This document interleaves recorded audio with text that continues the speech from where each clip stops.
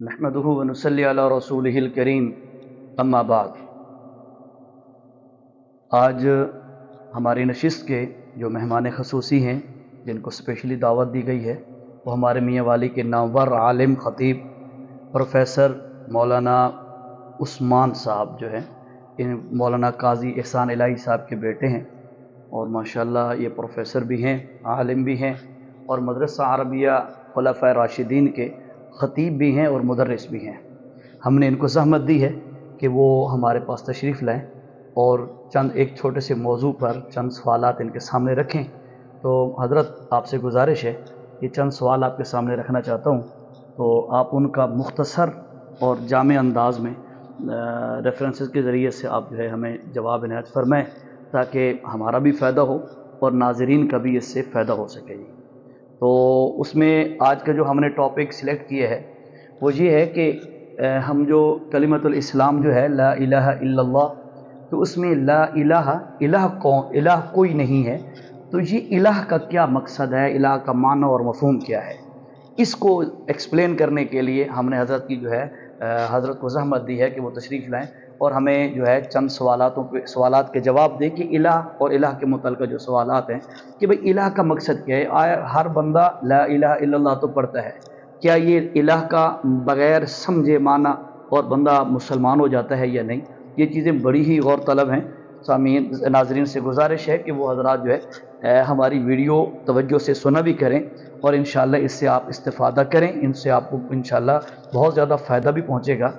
और गुजारिश ये है कि हमारी वीडियोज़ को आगे शेयर भी करें ताकि ये जो दीन की दावत हमने बग़ैर किसी लालच के, बग़ैर किसी दुनियावी मनफ़ियत के हम जो थोड़ी सी मेहनत करते हैं ताकि ये दीन की जो खिदमत हम कर रहे हैं तो आप भी हमारे साथ इस मामले में मुआविन बनें और दीन की खिदमत के मामले में आप हमारा ताउन करेंगे तो उम्मीद है अल्लाह ताला हमारी भी ये काविश कबूल करेगा और आपकी तरफ से भी ये कुर्बानी या आगे शेयर करने की जो मेहनत है इसके नतीजे में अल्लाह ताला इंशाअल्लाह आपको भी बहुत बड़ा अजर नसीब फरमाएगा। तो मोहतरम मौलाना साहब, प्रोफेसर साहब स्टार्ट करते हैं। तो सबसे पहले बात यह है कि जो हमारी नॉलेज और हमारी मालूमात के मुताबिक आपकी जो एक्सपर्टीज़ है या आपका जो फेवरेट सब्जेक्ट है या फेवरेट टॉपिक है वो है मसला इलाह। हमारे शेख थे हज़रत मौलाना कारी मोहम्मद अशरफ साहब ढक्की वाले, तो मियाँ वाली की सरज़मीन पर उन्होंने मसला इलाह को बेहतरीन तरीके से उन्होंने बड़े यानी आला तरीके से लोगों के सामने पेश किया। अब वो तो दुनिया से जा चुके, अल्लाह उनकी कब्र को मुनव्वर फरमाए, अल्लाह उनकी आखिरत के दर्जात बुलंद फरमाए, हमारी दुआएं हैं उनके लिए। तो अब चूँकि माशाल्लाह मियाँ वाली के लेवल पे आप जो है इसकी भरपूर मेहनत कर रहे हैं, तो इसी सिलसिले में आपसे गुजारिश है कि ये जो मसला इलाह है ये आप इसको इतना ज़्यादा लाइक क्यों करते हैं, आप इसके बारे में माशाल्लाह इतना सीरियस हैं। हर मौलवी खतीब जो भी मुवाहिद है वो बयान तो करता है, लेकिन बाज़ चीज़ें ऐसी होती हैं जो बंदे को बहुत ज़्यादा पसंदीदा होती हैं और आपकी यकीन इस मामले में मेहनत कर करके तजर्बा भी है, एक्सपर्टीज़ भी है आपकी। तो ये बताइएगा कि आपने इस टॉपिक को क्यों लाइक किया, क्यों पसंद किया है? बहुत शुक्रिया जी यहाँ पर मुझे मौका देने का। मेरा एक शेर है कि बहुत आमाल पे खुदाया नाज़ा नहीं हूँ मैं, ज़बरदस्त। बहुत आमाल पे खुदाया नाज़ा नहीं हूँ मैं, बख्शिश का है सहारा तौहीद का अकीदा। ज़बरदस्त ज़बरदस्त। और ये तौहीद हमें कैसे मालूम हुई? वो अल्लाह के प्यारे रसूल हज़रत मोहम्मद मकबूल सल्लल्लाहु अलैहि वसल्लम के उम्मती होने के नाते हम जो ला इलाहा इल्लल्लाह मुहम्मदुर रसूलुल्लाह पढ़ते हैं, तो इस कलमे की बदौलत हमें तौहीद व सुन्नत का अकीदा नसीब। इसमें जो पहली जुज़ है उसमें इलाह का जिक्र है। कोई इलाह नहीं सिवाय अल्लाह के, कोई इबादत के लायक नहीं सिवाय अल्लाह के। तो इस दावत को जब हम कुरान मजीद का मुताला करते हैं तो ये सूरतुल अंबिया की वर्स नंबर 25 में अल्लाह ताला ने सब अंबिया की मुश्तरका दावत फरमाई जी। वमा अरसलना मिन क़ब्लिका मिन रसूलिन जी इल्ला नुही इलैहि अन्नहु ला इलाहा इल्ला अना फ़अबुद। ज़बरदस्त। अब इस आयत पाक से मालूम हुआ कि ये जमी अंबिया इकराम की मुश्तरका दावत। यानी मसला इलाह ये हजरत कारी अशरफ साहब की कोई पर्सनल इख्तिरा नहीं है जी जी या उनका कोई अपना वो ऐसा, बल्कि ये 1.25 लाख के करीब जो अंबिया कराम अलैहिस्सलाम तशरीफ दुनिया में लाए तशरीफ लाए। उनकी मुश्तरक दावत वो यही मसला इलाह है। और हमारे नबी चूँकि आखिरी नबी हैं सल्लल्लाहु अलैहि वसल्लम, तो उनकी दावत उनकी निस्बत से चूँकि ये उम्मत के ज़िम्मे ये काम लगा है, तो आपने या हमारे शयूख ने इस मसले का इंतखाब इसी वजह से किया कि ये अंबिया का मिशन और अंबिया का मकसद है। बहुत अच्छे, आप इसी वजह से इसको लाइक करते हैं, इसको यानी इसका बयान, लाइक तो हर मुसलमान करता है, लेकिन इसका बयान करना आप इसको ज़्यादा यानी तरजीह देते हैं। इसको बहुत बड़ी इबादत समझता हूँ ज़बरदस्त। और इस मसला इलाह की खिदमत, क्योंकि हम अजमी लोग हैं और इनको लफ्ज़ इलाह का माना मफ़हूम कुरान मजीद की आयात से भी समझाने की ज़रूरत है और अहादीस नबविय्या से भी, और उम्मत के जो उलमा हैं, जी मशाइख, बिल्कुल मशाइख मुफस्सिरीन, उन्होंने क्या इसका माना मफ़हूम समझाया, उसको भी सामने रखने की ज़रूरत है। अच्छा, क्योंकि इसको कलमा तौहीद कहते हैं। जी अच्छा, दूसरा एक छोटा सा सवाल इसके साथ टच हो जाएगा ना, फिर दोनों में ज़रा थोड़ा सा रब्त पैदा हो जाएगा। अर्ज़ ये है कि हर पैगंबर ने ला इलाहा इल्लल्लाह ये जुमला जो बयान फरमाया, तो उन्होंने इलाह का एक ही माना मुराद लिया है? इलाह का एक ही माना है जो हमारे उर्फ में हम जो तर्जमा पढ़ते हैं कि नहीं कोई माबूद सिवाय अल्लाह के, इलाह का माना माबूद कर देते हैं। तो क्या हर पैगंबर की दावत जो यकसा है, सबकी मुश्तरक है, तो उस मामले में क्या उनका ये जो इलाह का मफहूम है वो भी हर ज़माने में सिर्फ एक ही रहा है कि माबूद कोई नहीं, या इलाह के मुख्तलिफ मानी हैं, इसके मकसूद और इसके और भी बहुत सारी चीज़ें हैं? थोड़ा सा इस बात को भी साथ साथ वज़ाहत फरमा दें। जी जी, आपने बहुत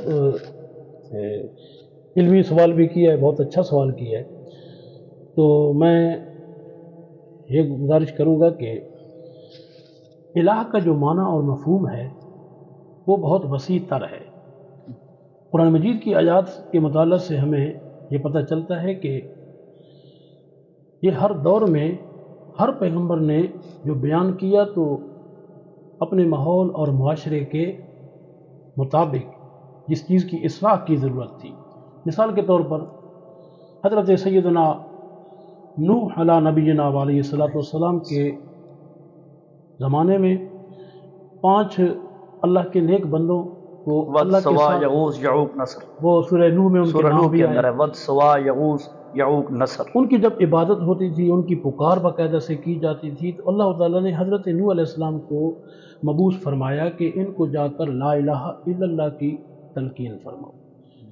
इस पर 950 साल उनके लगे, मुसलसल दावत देते रहे मारे। नाज़रीन सुनिएगा, हज़रत नूह अलैहिस्सलातु वस्सलाम ने सिर्फ ला इलाहा इल्लल्लाह की दावत पर 950 साल का अरसा लगाया।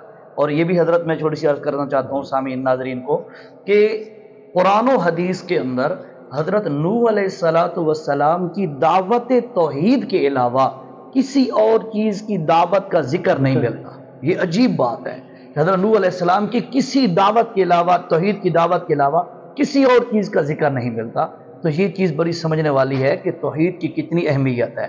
और फिर जो हमारे यहाँ मफहूम है जी कि ला इलाहा इल्लल्लाह नहीं कोई माबूद, तो ये हज़रत नूह अलैहिस्सलाम के यहाँ मफहूम और हो गया। यानी उनके यहाँ मफहूम ये था कि जिन जिन की पूजा या पुकार की जा रही है तो उनकी नफ़ी करके बता देना है कि भाई ये 5 वद सवा यगूस यऊक नसर जो है ये कुछ नहीं कर सकते, सब कुछ अल्लाह ही कर सकता है। उधर इलाह का मफहूम और है। जी मज़ीद फरमाइए। उधर जो हज़रत नूह अलैहिस्सलाम ने कौम को वज़ाहत फरमाई कि ये जो 5 हस्तियां हैं, 5 बुजुर्ग हैं, इनकी इत्तिबा करो, पैरवी करो। असल चीज़ है, नेक लोगों की इताअत की जाती है, पैरवी की जाती है, और इबादत जो है वो अल्लाह का हक है, सिर्फ अल्लाह के लिए पुकार भी और इबादत। फिर ज़माना आया हज़रत सैयदना इब्राहीम खलीलुल्लाह ज़बरदस्त अलैहिस्सलातु वस्सलाम, तो उनके ज़माने में उनकी कौम वो सितारों की पूजा करती थी, फिर चाँद की पूजा करती थी। वो जैसा कि सूरत अनाम के अंदर उसका तज़किरा आता है। जी जी बिल्कुल, वो वैज़ क़ाल इब्राहीम लिअबीही आज़रा, इसी आयत के तहत 2-3 आयतें आगे, सारा ला युहिब्बुल आफ़िलीन, فلما رأى القمر بازغا، یہی ہے نا؟ یہی بات ہاں ہے، یہ بالکل بالکل اسی کا ریفرنس ہے۔ آپ اس کا اگر گہری نظر سے مطالعہ کریں تو آپ کو دو باتیں معلوم ہوں گی کہ ایک تو وہ اصنام پرستی میں مبتلا تھے، بت پرست بھی تھے، جی جی کیونکہ ابراہیم علیہ السلام نے قوم سے فرمایا کہ ابا سے اتتخذ اصناما آلہہ علیہ انی اراک وقومک فی ضلال، اور پھر حضرت ابراہیم علیہ السلام نے بت پرستی سے بھی منع کیا، ان کی عبادت سے بھی، اور سورج کی ستارہ عبادت، پرستی، ہاں جی ستارہ پرستی سے بھی منع کیا، قمر پرستی سے بھی منع کیا۔ تو اس وقت لا الہ الا اللہ کا پھر مفہوم یہ ہوگا کہ یہ الہ نہیں، الہ اللہ ہے۔ یعنی میری چھوٹی سی عرض گزارش یہ ہے ناظرین کہ حضرت نوح علیہ السلام کے دور میں جب لا الہ الا اللہ کی تبلیغ ہوئی تو مطلب یہ تھا کہ ود سوا یغوث یعوق نصر وہ معبود اور الہ نہیں ہے، ایک اللہ لیکن الہ، ایک الہ اللہ ہی ہے۔ جی اور پھر اسی طرح حضرت ابراہیم علیہ السلام کے دور جب آیا تو اس دور میں دو قسم کی باتیں ہوتی تھیں، ایک تو بتوں کی، دوسرا ستاروں کی۔ تو حضرت نوح علیہ السلام کے دور میں پھر الہ تتخذوا اصناما آلہہ، الہ ان کی جمع آلہہ ہے، تو فرمایا کہ اتتخذوا اصناما آلہہ، یعنی یہاں پر بتوں کی تردید کرنا اور اللہ کی توحید کا بیان کرنا الہ کا یہ معنی ہوگا۔ ستاروں کے کچھ نہ کر سکنے کا ذکر کر کے اللہ کے سب کچھ کر سکنے کا ذکر کرنا، یہ الہ کا معنی ہوگا۔ یعنی اب نوح علیہ السلام کے دور میں اور معنی ہے، حضرت ابراہیم علیہ السلام کے دور میں اور مفہوم ہے، مطلب ہے الہ کا لفظی معنی تو وہی ہے جیسے ہم کرتے ہیں کہ معبود کوئی نہیں، لیکن موقع کی نزاکت اور مناسبت سے یہ ساری چیزیں جو ہیں تبدیل ہو رہی ہیں۔ جی فرمائیے گا۔ پھر سیدنا موسیٰ علیہ نبینا علیہ السلام کا دور آیا تو اس میں جو فرعون تھا اس نے اپنی ربوبیت کا اعلان کر رکھا تھا، انا ربکم الاعلیٰ۔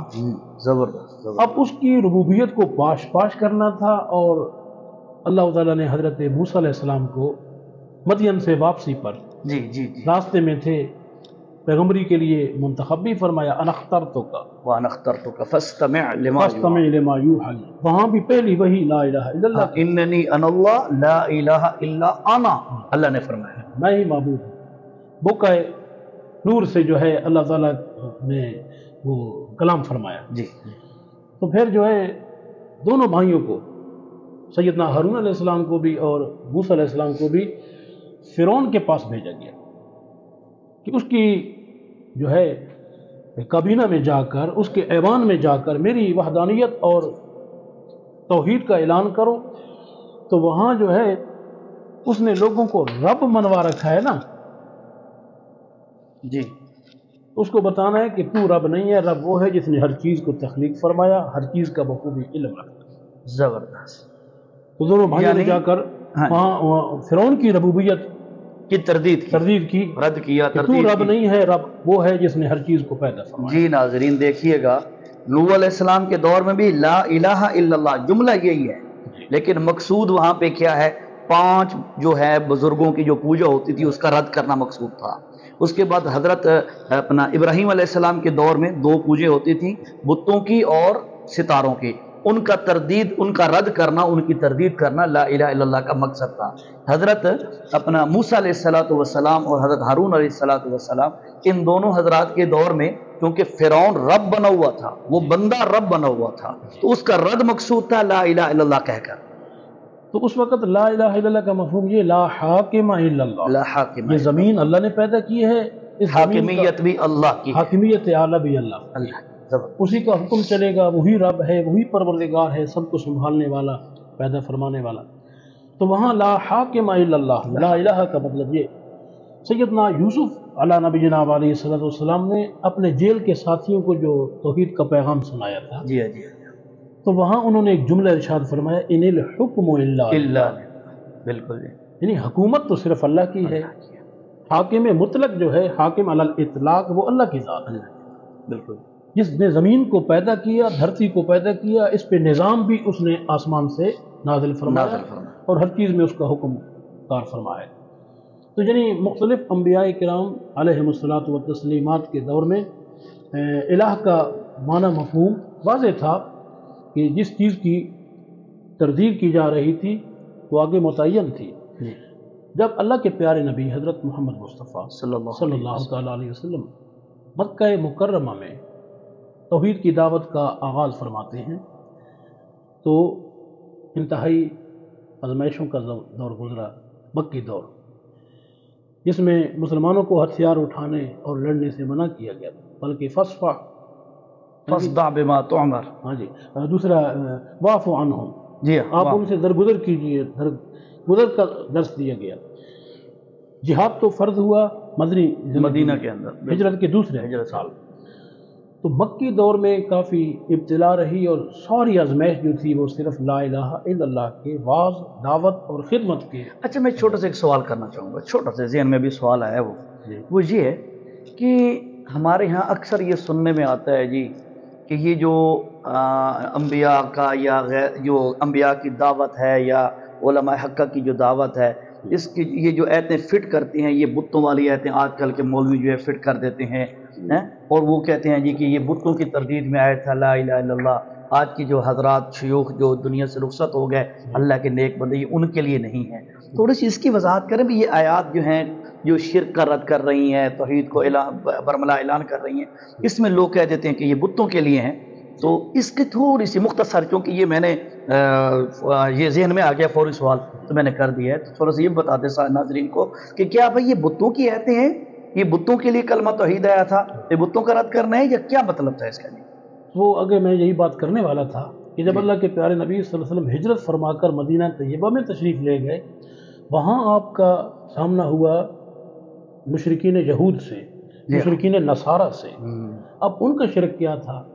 وہ انبیاء پرستی کرتے تھے، انبیاء کرام علیہ السلام کو قبر میں زندہ سمجھنا، پھر پردوں میں سننے والا، جاننے والا سمجھ کر ان کو سفارشی بنانا، پھر وہاں پر انہوں نے سجدے بھی کیے۔ جیسے حضور صلی اللہ علیہ وسلم نے وہ آخری ایام کے اندر ایک فرمایا تھا کہ اللہ کی لعنت ہو یہودیاں پر، اتخذوا قبور انبیاءہم مساجدا۔ یہ جی صحاح ستہ، جی حدیث کی معتبر جو 6 کتابیں ہیں صحاح ستہ، ان میں بھی ہے، اس کے بعد والی 28 کتابوں میں بھی ہے یہ روایت۔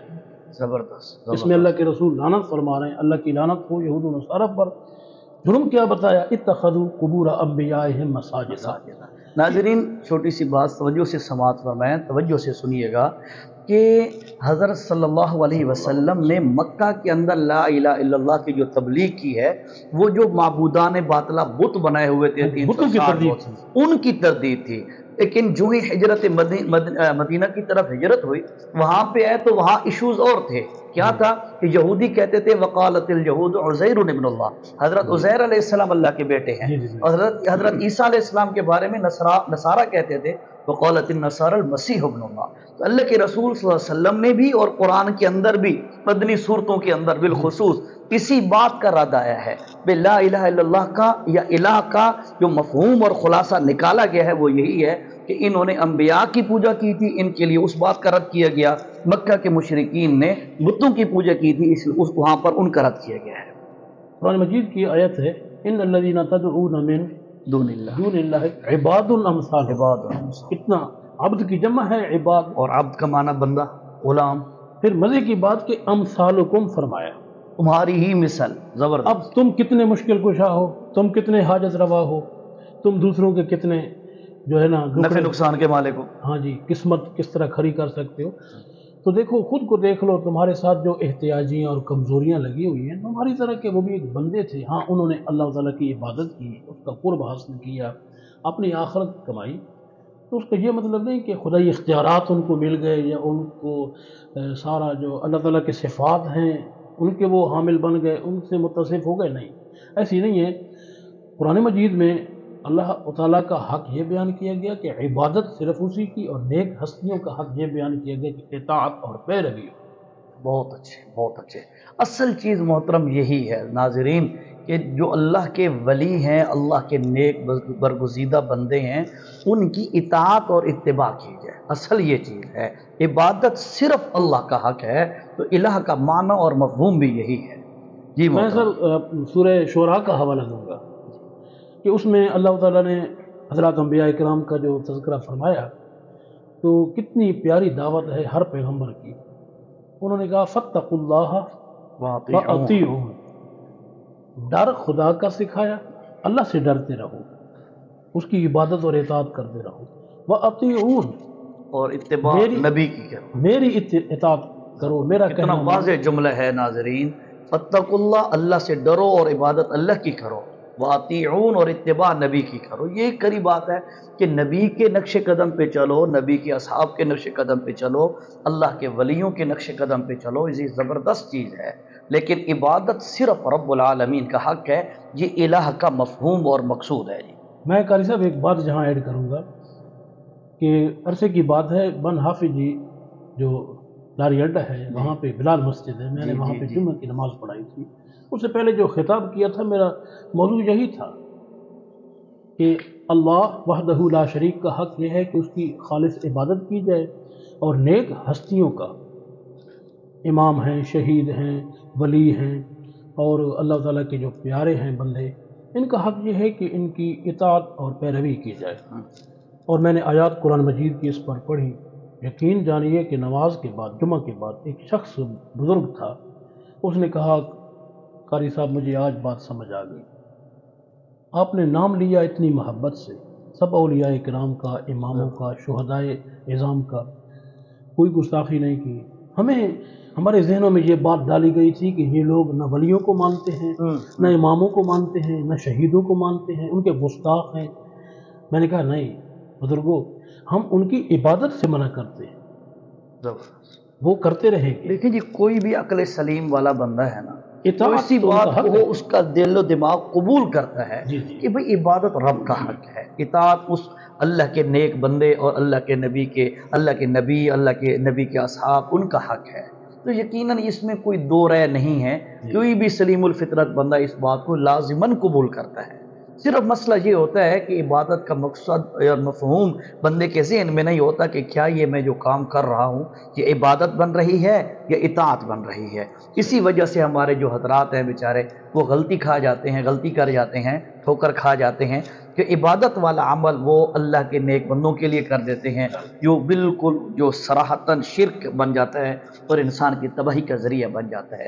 ناظرین، ہمارے پروگرام کرانے کا مقصد قطعاً کوئی انتشار یا فرقہ واریت پھیلانا نہیں ہے.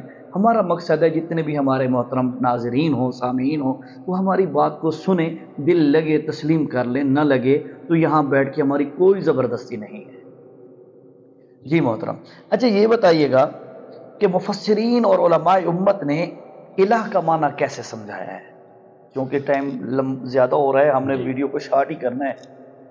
مفسرین کرام نے جو معبود کا معنی کیا ہے کہ اللہ کے سوا کوئی عبادت کے لائق نہیں، تو انہوں نے لفظ الہ کے معنی جو عربی زبان میں لکھے ہیں وہ ان کی کتابوں سے مل جاتے ہیں. مثلا حضرت امام جعفر صادق رحمۃ اللہ علیہ اہل سنت کے امام، بالکل. تو ان کے پاس ایک شخص آیا جس نے الہ کا معنی پوچھا کہ الہ کسے کہتے ہیں. تو امام جعفر صادق رحمہ اللہ نے فرمایا کہ کام کیا کرتے ہو؟ تو اس نے بتایا کہ میں ملا ہوں، کشتی چلاتا ہوں، کشتی بان ہوں، کشتی پہ لوگوں کو بٹھا کے ایک سائڈ سے دوسری سائڈ پہ پہنچاتا ہوں، اس کا مجھے کرایہ ملتا ہے، مزدوری کرتا ہوں پانی میں. تو امام صاحب نے فرمایا کہ کبھی کشتی گرداب میں پھنسی ہوگی، ڈوبنے کے چانس بڑے ہوں گے اور اسباب منقطع ہوئے ہوں گے، اور تم پریشان ہو گئے ہوگے کہ بھائی اب تو بھرنے والے ہیں، ڈوبنے والے ہیں. انہوں نے کہا جی آخر میرا کام ہے، اس میں ایسی نوبت تو آتی رہتی ہے، کبھی طوفان ہوتا ہے، کبھی آندھی، اور کبھی موجیں بڑی بڑی اٹھتی ہیں، تو اس میں انسان کا دل دھڑک دھڑک، من پھڑک پھڑک. بالکل. تو امام صاحب نے پوچھا کہ ہاں پھر اس وقت کسی کا خیال دل میں آیا کہ کوئی بچانے والا ہے جس کو میں کہوں تو وہ بچا سکے؟ اس نے کہا جی. فرمایا فہو الہ ہوگا، بس وہی الہ ہے، وہی اسی کو تو اپنا معبود سمجھتا ہے. یعنی جب اسباب منقطع ہو جائیں، ما فوق الاسباب، تو جس سے امید قائم رکھے، جس کی پکار کرے، جس کو تو بچانے کی اپیل کرے کہ اسباب تو ختم ہو گئے، تیرے ہاتھ میں ہے سب کچھ، تو قدرت والا ہے، علم والا ہے، اختیار والا ہے، مجھے جو ہے نا ساحل پہ پہنچا سکتا ہے. بس جس کا خیال تیرے دل میں آئے گا، جس کی تو پکار کرے گا، وہی تیرا معبود ہے. ناظرین بات سمجھ آئی ہوگی آپ کو. حضرت امام جعفر صادق رحمہ اللہ ان کے نزدیک الہ کا معنی کیا ہے، انہوں نے جس طرح ایک عام بندے کو سمجھایا ہے کہ جب انتہائی کرٹیکل پوزیشن ہو، مشکل ترین مراحل ہوں، ان لمحات میں جب دنیا کا کوئی ذریعہ اور سورس بندے کے کام نہ آ سکے، اس صورت میں جب انسان کی امید کسی ذات پہ جاتی ہے نا، جس ذات پہ اس لمحات میں امید جاتی ہے، اسی کو الہ کہتے ہیں. اور اسی لیے کہا گیا لا الہ الا اللہ، کہ الہ وہی اللہ ہے اور کوئی نہیں ہے، کیونکہ مشکلوں میں انسان کی امید صرف اللہ پہ جاتی ہے. یقیناً ایسا ہی ہے. اسی طرح شیخ عبد القادر جیلانی رحمۃ اللہ تعالی علیہ، پیر سبحانی، جی ماشاءاللہ. انہوں نے اپنی کتاب مرات الحقیقت میں فرمایا الذی تضرعت الیہ فذاک الہک، وہ ذات کے جس کی جناب میں تو اپنا انتہا درجے کا تذلل، تخشع، تعبد پیش کرتا ہے نا، وہی تیرا معبود ہے. پھر انہی کا قول ہے کہ تجھ سے بڑا تو کوئی مشرک نہیں. ایک چھوٹا سا بچہ اگر کمرے میں موجود رہتا ہے تو گناہ نہیں کرتا، زبردست. اور جب تو اس بچے کو بھی دور کر دیتا ہے تو پھر گناہ میں مشغول ہوتا ہے، تو وہ خدا کہاں، اس پر تمہارا ایمان کیسے؟ کیا وہ نہیں دیکھتا؟ زبردست. اس لیے بچے جتنا بھی اگر تیرے اندر تقوی ہوتا ہے، جتنا تو بچے کو دیکھ کر گناہ سے رکتا ہے، تو خدا تو ہر وقت دیکھ رہا ہے، تو کیوں گناہ سے نہیں رکتا؟ وہ چونکہ ایک بہت بڑے صوفی بزرگ بھی تھے، شیخ صوفیاء کے شیخ تھے، امام تھے، تو انہوں نے تصوف کے انداز میں شرک کا فتویٰ بھی لگا دیا کہ تجھ سے بڑا مشرک کون ہے کہ بچے کی موجودگی میں تو گناہ نہیں کرتا، اس سے باز رہتا ہے، اور جب بچہ کمرے سے نکل جائے تو پھر تو گناہ میں مشغول ہوتا ہے. تو ناظرین اس کے ہماری مراد یہ نہیں ہے کہ ایک بندہ کسی بندے کے ڈر کی وجہ سے گناہ نہ کرے اور اکیلے میں گناہ کر دے، اللہ اسے دیکھ رہا ہے تو یہ بندہ مشرک بن جائے گا. مشرک نہیں بنے گا، لیکن صرف ذہن کے اندر اللہ کی جو یاد ہے یا اللہ کا خوف ہے اس کی طرف اشارہ کرنا. حضرت شیخ عبد القادر جیلانی رحمہ اللہ کی مراد بھی یہی تھی، اور ہماری بھی یہاں پہ اس بات کرنے کا مقصد یہی ہے کہ تنہائی میں بھی اللہ کو یاد رکھا جائے. بہرحال اسی طرح نحو کے امام ہیں سیب وے، جی ہاں امام سیب میں بالکل، وہ ہم مدارس میں بچوں کو علم نحو جو پڑھاتے ہیں اس کے وہ ایک امام گزرے ہیں. انہوں نے فرمایا کہ جو ذات ایسی کہ سارے لوگ اپنی حوائج حاجات میں اس کی بارگاہ کے محتاج ہوتے ہیں، وہی تو معبود ہے. یولہون فی الحوائج ہم لدیہ، سب لوگ اس کی بارگاہ میں رجوع کرتے ہیں، اپنا تذلل پیش کرتے ہیں، تخشع و تعبد پیش کرتے ہیں. تو ساری حاجات میں، ساری ضرورتوں میں وہی ذات معبود ہے. تو یہ اہل علم نے مانا کیا. پھر جو عبادت کے لائق اللہ کے سوا کوئی نہیں، تو اس میں بھی کسی کا کوئی اختلاف نہیں، صرف بات ہے سمجھنے کی کہ عبادت کیا ہے.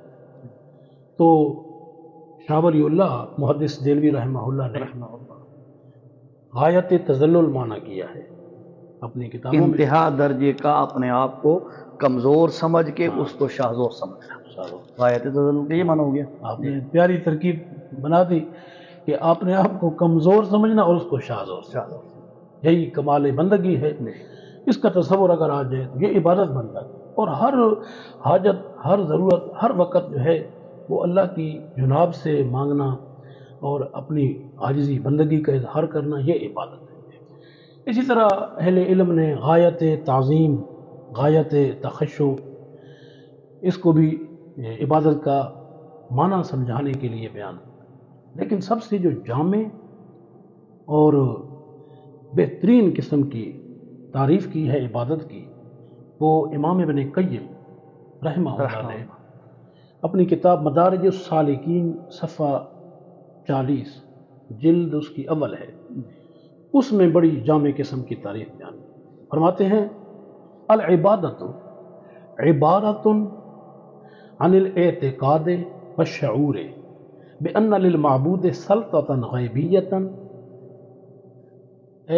فی العلم والتصرف یقدر بها على النفع والضرر فكل دعاء وثناء وتعظیم यनशउ मिन हाज़ल एतिकाद फहिया इबादत। ये अहले इल्म ने बहुत इसको पसंद किया है कि ये बड़ी जामे किस्म की तारीफ उन्होंने बयान कर दी। जिसका नाजरीन के लिए इसका थोड़ा सा अगर तर्जमा मुख्तसर मफ़हूम अर्ज़ कर देना जी, ताकि वो जो है नाजरीन का फ़ायदा होता रहेगा। इमाम इब्न क़य्यिम रहमहुल्लाह फरमाते हैं कि इबादत जो है ये सारी इबारत होती है इस एतिकाद, नज़रिए और अकीदे के ऊपर के जिसकी मैं इबादत कर रहा हूँ उसको मेरे ऊपर एक गैबी तसल्लुत हासिल है हर वक़्त, सल्ततन गैबियतन यक़दिरु बिहा अला नफ़अ व ज़रर, जिसकी वजह से वो मेरे हर नफ़े और हर नुकसान पर कुदरत रखता है, कादिर है। बस इस नज़रिए और एतिकाद की वजह से हर पुकार, हर तारीफ, हर ताज़ीम, अब देखें ना, हमें बुज़ुर्गों की ताज़ीम का अल्लाह के नबी ने हुक्म दिया कि मल्लम युवक्किर कबीरना लैसा मिन्ना मल्लम यरहम सगीरना वलम युवक्किर कबीरना, उसका हमारे साथ कोई ताल्लुक़ नहीं जिसने हमारे बड़े का एहतराम नहीं किया, हमारे छोटे पर शफ़क़त नहीं की। अब ये बड़े का अदब एहतराम क्या है? अल्लाह के नबी खुद सिखा रहे हैं। माँ बाप बहुत बड़े बुज़ुर्ग हैं और मुर्शिद हैं घर में, उनकी ताज़ीम का हुक्म है, उस्ताद की ताज़ीम का हुक्म है, तो क्या हम ये शिरक करेंगे? ना, हमने अपने उस्ताद को या माँ बाप को या अपने पीर मुर्शिद को नहीं समझा हुआ कि उसको हर वक्त हमारे ऊपर गैबी तसल्लुत हासिल है या उसको हर हमारे हाल का इल्म है और उसकी वजह से पूरी कुदरत है हमारे हर नफ़े हर नुकसान पर। ऐसा किया नहीं होता, महज ताज़ीम अदब हम बजा लाते हैं, तो इसमें कोई शिरक नहीं। लेकिन जो ताज़ीम इस अकीदे की वजह से पैदा होगी कि उसको मुकम्मल इख्तियारात भी हैं, मेरे हाल से वाकिफ़ भी है और उसको मेरे ऊपर पूरा गैबी तसल्लुत हासिल है, तो वो फरमाते हैं फहिया इबादत। और वो हर ताज़ीम, हर पुकार, अब देखिए ना, पुकार दो किस्म की, एक पुकार है आदत और एक पुकार है इबादत। आदत, हम एक दूसरे को आवाज़ देते हैं, मुझे पानी पिलाओ भाई, जाहिद, हामिद, हाँ जी, ये पुकार कर रहे हैं, इसके साथ दुनिया का निज़ाम चल रहा है। एक इबादत की जो पुकार है वो मा फ़ौक़ल अस्बाब है, जहाँ मखलूक के बस की बात नहीं, वहाँ सिर्फ अल्लाह। आपने जो है बहुत अच्छे तरीके से इसको एक्सप्लेन किया है। इलाह का माना, मफ़हूम और इलाह की मुराद अंबिया के अदवार में मुख्तलिफ रही है। नाज़रीन, हमारे यहाँ भी यही है कि भाई इलाह का माना सिर्फ़ अल्लाह के अलावा माबूद कोई नहीं, इससे पूरी तौहीद का मसला समझ नहीं आता। तो हम ये वीडियो जो आपके लिए बना रहे हैं सिर्फ़ इसलिए बना रहे हैं कि आप हज़रात ज़रा इन बातों पे गौर फरमाएं कि भाई इलाह का मकसद क्या है। ज़रा इसका मुताला करें, उलमा से पूछिएगा जो बातें हमने अर्ज़ की हैं क्या ये बातें सही हैं। अगर आप इनसे इख्तिलाफ़ रखें तो आपको इख्तिलाफ़ राय का हक़ हासिल है, ठीक है। लेकिन हमारी जो तहकीक है, हमारे मशाइख की जो तहकीक है, अकाबिरीन की जो तहकीक है, वो यही है कि इलाह का माना और मफ़हूम हर दौर में अल्लाह के सिवा किसी और को जो अल्लाह वाली सिफ़ात हैं अगर वो दी जा रही हों तो उनको रद्द करने का नाम यही है ला इलाहा इल्लल्लाह। अल्हम्दुलिल्लाह, हमने थोड़े से टाइम में आपके सामने चंद बातें रखी हैं। हज़रत मोहतरम प्रोफेसर उस्मान साहब, आपका बहुत बहुत शुक्रिया कि आपने हमारे इस प्रोग्राम में शिरकत की और आपने टाइम निकाला। नाज़रीन, हमने अपने प्रोग्राम का नाम रखा है कैफ़ा हाज़ा, कैफ़ा हाज़ा, ये कैसे है, ये अरबी का लफ्ज़ दो अल्फाज है, कैफ़ा करने के लिए ये कैसे है। हाँ जी, बिल्कुल। इस प्रोग्राम कैफ़ा हाज़ा के तहत आज की हमारी ये नशिस्त मुकम्मल हुई। अल्लाह से दुआ है अल्लाह हमारा ये बैठना कबूल फरमाए।